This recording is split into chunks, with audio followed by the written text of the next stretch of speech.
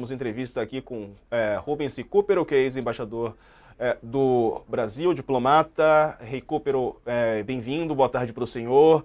Essa informação que o ex-presidente Bolsonaro deu para Raquel Landim, para Letícia Casado, de que pode se abrigar, né, numa embaixada. Como é que seriam essas negociações diplomáticas? Como é que o senhor vê diplomaticamente? O Bolsonaro, por exemplo, já se abrigou, passou 2 noites, salvo engano, na Embaixada da Hungria, né, aqui no Brasil. Enfim, queria a sua avaliação inicial. Boa tarde. Boa tarde. Essa crença de que todos os países reconhecem o direito de asilo é errônea, sabe? O direito de asilo, na verdade, é uma jabuticaba latino-americana. Só existe na América Latina. A maioria dos países do mundo, da Europa, Estados Unidos e outros, não reconhece o direito de asilo. Portanto, a primeira coisa que se deveria dizer ao Bolsonaro é que a próxima vez ele deve escolher melhor. Em vez de ir para a Embaixada da Hungria, ele tem que ir para uma embaixada latino-americana, né? Peru, Argentina, uma delas. A segunda coisa é que, de fato, na América Latina, devido à tradição de instabilidade e de perseguições políticas, existe um direito codificado. Existe em vigência a Convenção de Caracas sobre Direito de Asilo, da qual o Brasil faz parte. Ela é de 54, o Brasil assinou logo no início e ratificou. Segundo a Convenção de Caracas, uma pessoa pode buscar asilo numa embaixada, não só numa embaixada, né? Pode também num navio de guerra ou numa aeronave militar estrangeira. São os três casos. Nesses três casos, a pessoa pode pedir asilo e o Estado da embaixada tem o direito de conceder ou de recusar. E não é preciso que ele dê a razão para isso.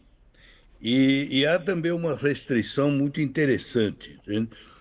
Há um artigo na Convenção que diz que, normalmente, não deve se beneficiar do direito de asilo alguém que foi condenado por crime comum ou então por deserção das Forças Armadas, a não ser que esses dois casos se tenham um caráter claramente político. Então, o que acontece é que quando alguém pede asilo numa embaixada latino-americana, normalmente o asilo é concedido.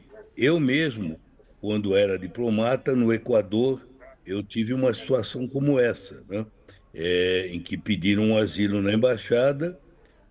Como eu vi que era um assunto que não ia durar, eu, em vez de dar asilo, eu hospedei a pessoa e em pouco tempo se resolveu, que era um grande empresário, em menos de 24 horas ele saiu e não houve consequências. Mas, normalmente, o Estado que dá o asilo é que classifica se o crime é político ou não é. O Estado, no caso o Brasil, se o Bolsonaro procurasse asilo numa embaixada latino-americana, digamos no México, por exemplo, que costuma dar asilo com muita generosidade, o Brasil não pode alegar que ele tenha sido condenado ou que ele tenha praticado um crime comum, porque cabe ao México decidir se dá ou não asilo.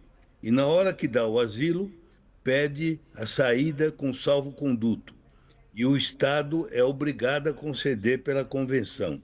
Então, como E, eu disse a vocês, é um erro muito generalizado que o próprio Bolsonaro cometeu de pensar que todos os países do mundo dão asilo. Não dão. Por exemplo, a Convenção de embaixador, Caracas é uma convenção interamericana, mas nem os Estados Unidos nem o Canadá assinaram. Nenhum o país caribenho assinou, só os latino-americanos que assinaram. E dos embaixador, latinos, há dois que não ratificaram, o Chile e a Colômbia. o Bolsonaro, quando se sentiu ameaçado recentemente, ele foi dormir na embaixada da Hungria. É verdade. Se ele ficar lá, se ele entrar lá e ficar lá. O que o Brasil pode fazer? Nada, porque a Embaixada da Hungria tem inviolabilidade do território, né? Como eu lhe disse, normalmente eu acho que a Hungria não concederia direito de asilo, porque os húngaros não reconhecem o direito de asilo. Provavelmente o que eles fizeram com o Bolsonaro foi por cortesia, devem ter ficado embaraçados, né? Como é um país de extrema direita, né? Do Viktor Orbán, e tem uma certa afinidade ideológica, eles preferiram fazer o que eu fiz em Quito, né?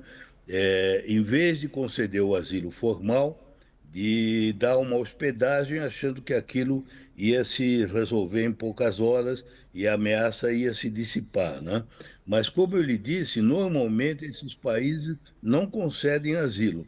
Há um ou outro caso, por exemplo, justamente na Hungria, há muitos anos atrás, quando a Hungria era um país comunista, o cardeal de Budapeste, o cardeal Mindszenty, que ia ser preso, procurou asilo na embaixada americana. E os americanos o abrigaram durante anos. Foi um caso célebre com a Hungria, mas isso eles fizeram porque era Guerra Fria, era interesse deles proteger o cardeal, né? Normalmente, esses países não concedem asilo por uma razão muito clara. Eles partem do princípio que dentro de um país existe o Estado de Direito, portanto, ninguém é perseguido por uma causa injusta.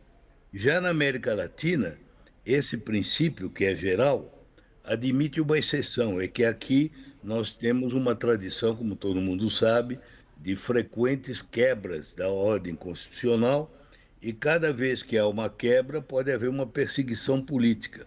Tanto assim, uma coisa interessante que as pessoas não se dão conta, né? Um crime político, inclusive um assassinato, um ato de violência cometido por um motivo político, se a pessoa entrar na embaixada e receber asilo, tem que ser respeitado o asilo, porque ele cometeu o assassinato politicamente, digamos, num motim, né? Um levante. Se houver um levante e a pessoa cometer assassinatos desse levante e depois se abrigar numa embaixada latino-americana e receber o asilo, o país é obrigado a respeitar. Pode depois pedir a extradição, mas precisa respeitar. Caso concreto do Bolsonaro.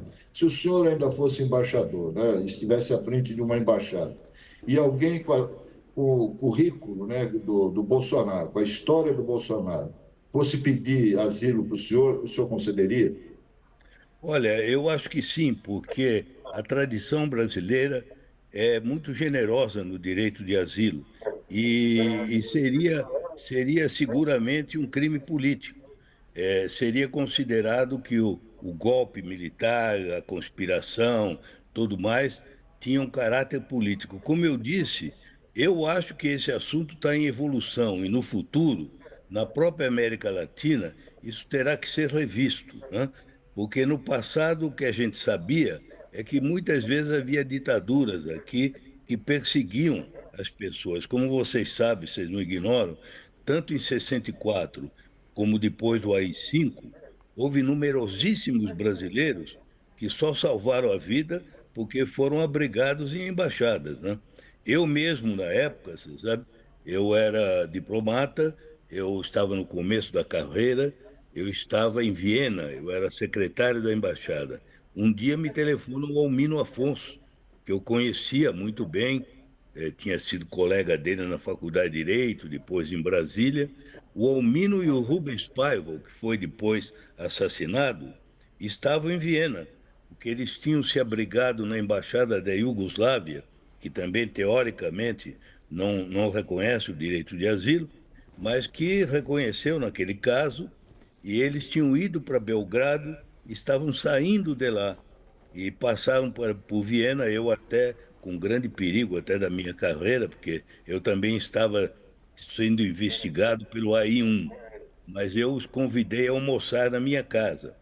Mas, como eles, você sabe, houve centenas de brasileiros que salvaram a vida, por exemplo, na Embaixada do México.